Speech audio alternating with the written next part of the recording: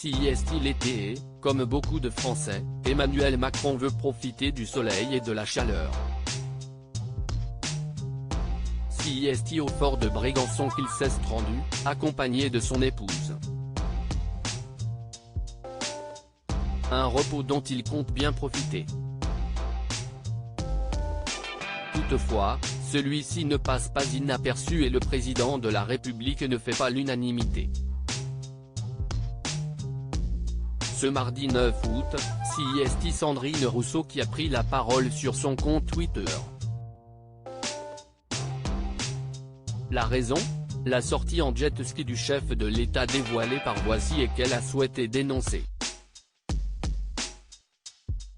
Ceci confirme cette impression persistante qu'il ne comprend pas le réchauffement climatique, a d'abord écrit la députée Elvie avant d'ajouter « Et aujourd'hui il est criminel de ne pas le comprendre ». Sandrine Rousseau n'est pas la seule à avoir réagi puisque Julien Bayou a expliqué considérer cette sortie comme une diversion pour faire oublier l'inaction climatique du gouvernement. Des propos qui ne passent pas inaperçus mais auxquels le principal concerné n'a pas souhaité réagir. Les moindres faits et gestes d'Emmanuel Macron sont commentés et analysés. Après avoir évoqué l'inaction climatique du gouvernement, Julien Bayou est aussi revenu sur la sortie en canoë du chef de l'État, relayée par Paris Match. Si est-il une ficelle un peu grosse de passer du jet ski au canoë et de le présenter comme un effort de sobriété, si est-il désarmant de nullité, a-t-il d'abord affirmé. Quand est-ce qu'il agisse ? Le Haut Conseil pour le climat a appelé à un sursaut et lui, il passe du jet ski au canoë. A-t-il poursuivi. Très remonté contre le président de la République, Julien Bayou a souhaité faire une mise au point importante, l'enjeu n'est pas individuel, fermer l'eau du robinet pendant qu'on se brosse les dents ou changer les ampoules des ministères.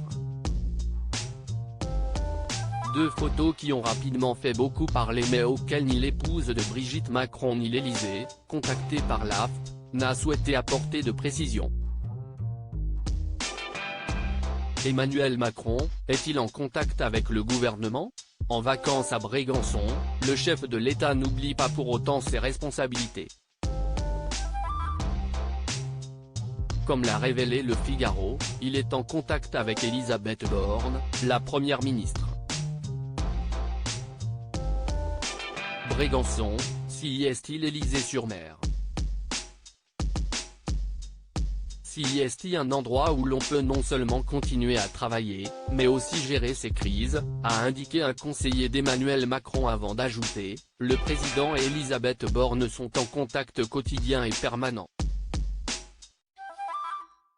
Comme le précise le média, la première ministre a donné des consignes aux ministres, leur indiquant de choisir des destinations où ils pourront être contactés facilement et qui sont compatibles avec l'exercice de leurs responsabilités.